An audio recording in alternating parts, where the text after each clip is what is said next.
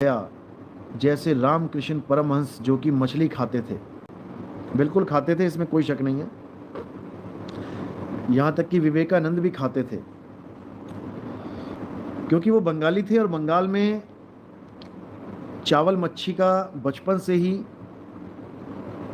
जो भोजन है खिलाया जाता है बच्चों को, और जो बचपन में संस्कार पड़ जाते हैं वो सदा सदा के लिए पक्के हो जाते हैं। अब कोई ऐसा गुरु आ गया जीवन में जिसने इस संस्कार को ख़त्म कर दिया, छुड़वा दिया, तो बात अलग है। नहीं तो बंगाल के तो ब्राह्मण भी जो कहते हैं हम ब्राह्मण हैं, वो मछली खाते हैं, कहते हैं जल तोरी है ये, जल तोरी। You have a message. यानी जो तुरई होती है हमारी पेड़ पे टंगी होती है, बेल पे, वो इसको तुरई कहते हैं, जल तुरई। और इसको नॉनवेज मानते ही नहीं है मछली को, कि नॉनवेज है ही नहीं है। अरे भाई, जो तड़प रही है, खून निकल रहा है, अंडे दे रही है, हैं? तुम उसको नॉनवेज नहीं मानोगे तो और किसको मानोगे? तो इतना बुरा हाल है। लेकिन ठीक है, जो जैसा है अपना जीवन जी गया, अब हम क्या बोले उसके लिए। लेकिन जो अब हैं वही बच जाएं इन चीज़ों से तो बहुत अच्छी बात है। भोजन उसका करो जो तुम्हारे लिए निर्धारित किया गया है। पेड़ पौधे, मैंने पहले भी बताया कि दोनों जो भोजन हैं इस संसार में, दो प्रकार के भोजन हैं, एक मांसाहारी, एक शाकाहारी। जो शाकाहारी भोजन है उससे तो तुम समझो कि प्रकृति माँ जो है उसके बाल, पेड़ पौधे, बेल, फल फूल, ये बाल हैं, जैसे तुम्हारे बाल हैं, तुम्हारा ही अंग है। और जो गाय, बैल, बकरा, सुअर, मछली, केकड़े, ये सब जो हैं, ये प्रकृति माता के, इसको खाल समझो, जैसे तुम्हारी खाल है। अब खाने को यही दो चीज़ें हैं, ऑप्शन तीसरी कोई नहीं है। यानी एक आदमी के हाथ में चाकू है, ब्लेड है, अब तुम्हारे पास दो चीज़ें हैं, खाल और बाल। और सामने जो आदमी है उसके पास ऑप्शन है कि वो एक चीज़ को काटे।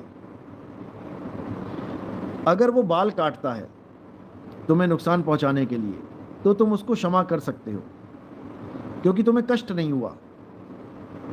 बाल काटे, काट ले जा भाई, क्योंकि जीने के लिए कुछ तो करना पड़ेगा, या बाल या खाल, तो ठीक है बाल काट ले भाई, कोई दर्द नहीं हुआ। लेकिन तुम्हारी खाल काटने लग जाए तो तुम पलट के मारोगे उसे। और तुमने देखा भी होगा, मुसलमानों की कई वीडियोस हैं, गाय को, बैल को काट रहे हैं और बैल ने एक दुलत्ती मारी और मौलाना जी वो पड़े जाके। अब चार बंदे मौलाना जी को उठा रहे हैं,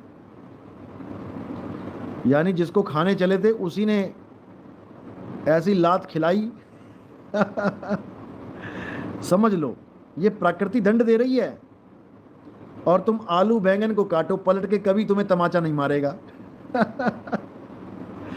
कटहल का पेड़ है, इतना बड़ा कटहल लगा है, तुम उसको तोड़ो, एक बार भी कटहल का पेड़ तुम्हें कोई तना, डाल, पत्ता भी नहीं मारेगा, कहेगा ले जा खा ले।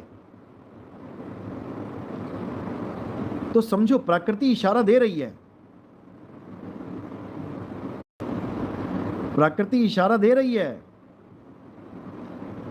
कि बेटा गलत चीज खाएगा तो लात भी खानी पड़ेगी। और सही चीज खाएगा तो कर्म से भी बच जाएगा और स्वाद भी तरह तरह का लेगा। मांस के कितने स्वाद है भाई। पेड़ में जान है, बिल्कुल है, इसमें कोई शक नहीं है। तुमने भिंडी के पेड़ से भिंडियां तोड़ ली तो क्या पेड़ मर गया? तुमने टमाटर के पेड़ से टमाटर तोड़ लिए तो क्या पेड़ मर गया? तुमने मिर्ची के पेड़ से मिर्ची तोड़ के खा ली तो क्या वो मर गया?